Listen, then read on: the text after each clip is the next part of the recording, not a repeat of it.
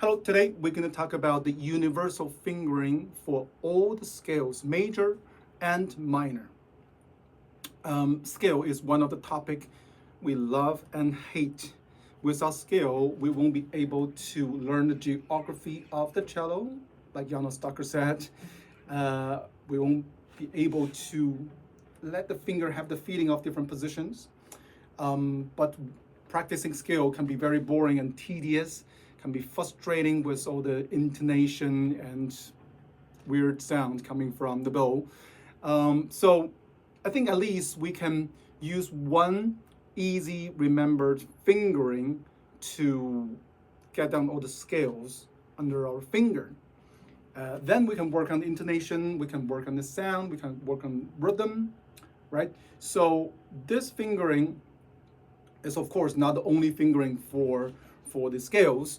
Lots of other teachers teach different fingerings, but I think this is very popular, and that's this was the fingering that I learned when I was a student. So let's use D major scale. Just remember the principle is every position you use 3 notes. Okay, not 2, not 1, 3 notes, not 4. Yeah. So always you try to fit 3 notes into one position. If there's an open string, still you shift on the 4th note.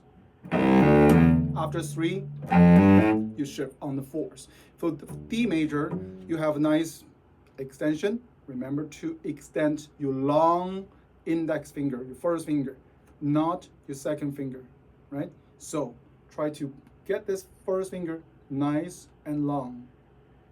Yeah. Now shift to the 4th position G with another extension, and this one, because on the 4th position, it's gonna be a little bit smaller, but still an extension. There's a whole step in between the G and the A. In this scale, we don't use the open string. First, you can practice vibrato on all the open string notes on the 4th position.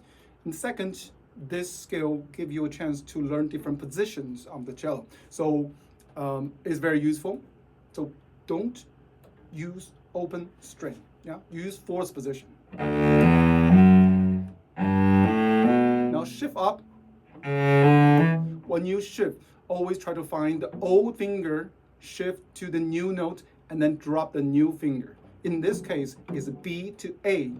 Now that brings you to the upper 3rd position. Yeah, so I'm not thinking about how to find my first finger. I'm thinking about to shift my pinky from B to A. Same idea from E to D. Now I'm in the upper 2nd position. Okay, so let's link them together.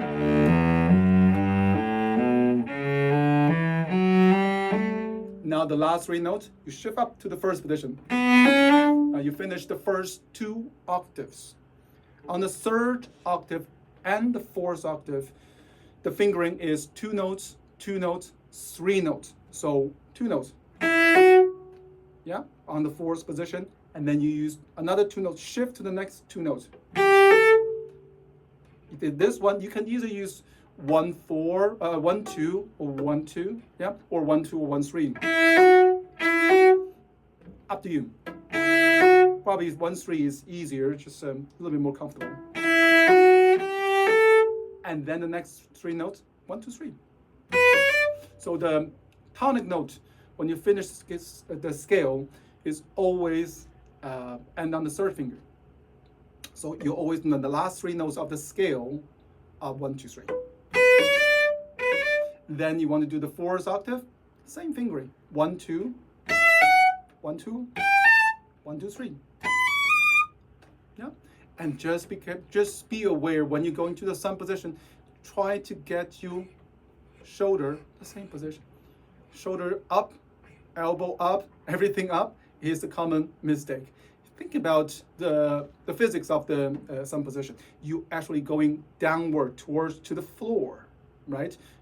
You want to hunch over the cello and do this is actually make the things much more cumbersome and laboring. So let's try to follow the gravity. Just drop our hand downward.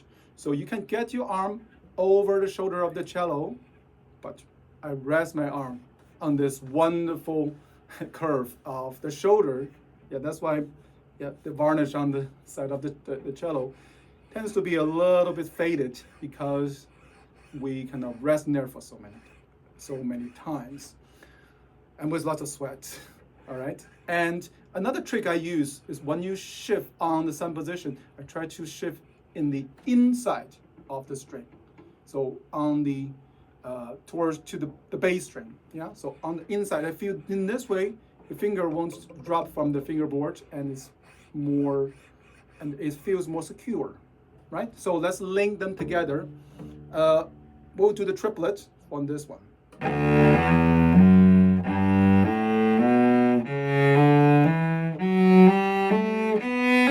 Now 1, 2. Now you want to go more. Okay, now go down.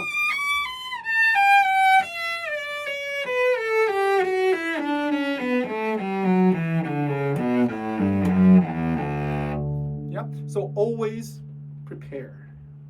My musical commandment number 7, always prepare. When you go down from the descending from the D, see, I'm already reaching out for the next note. And then still shift on my old finger, which is the first finger this time.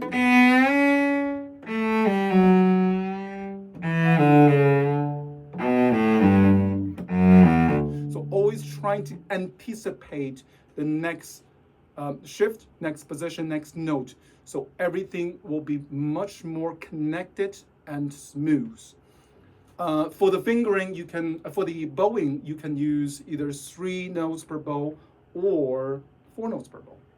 Okay. If you use 4 notes per bow, you can try this Glamium turn in the first position, in the first 3 notes. So it sounds like this. So instead of you add 1 note. So just make the number of the note per bow works in the end.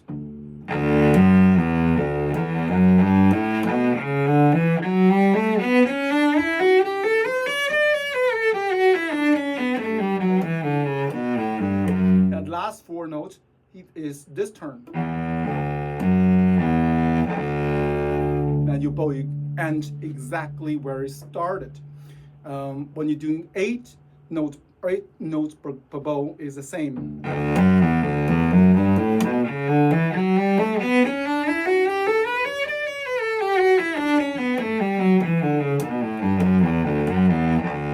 You can do 16s.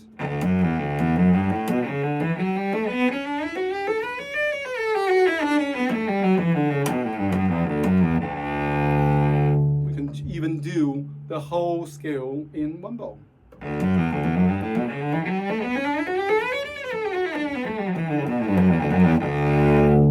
So that will give you a very good sense of different positions for D major. Then you apply the same fingering to all the other scales like E flat major, same thing. 2 notes, 3 notes. Yeah, E major.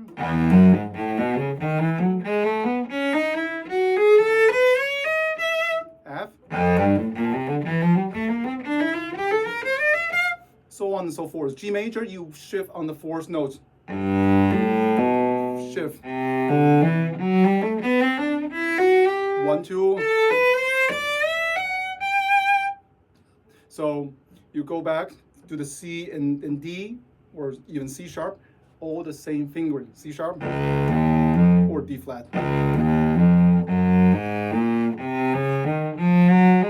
In this one, you can go in either on the A string or on the 4th position on the D string. It's the same fingering, okay? So once you get this fingering under your finger, then you can do the continuous scale all the way from C major all the way to the B major. right? Which is very challenging. But I'll do from like a D major, E flat major. You can see how it works.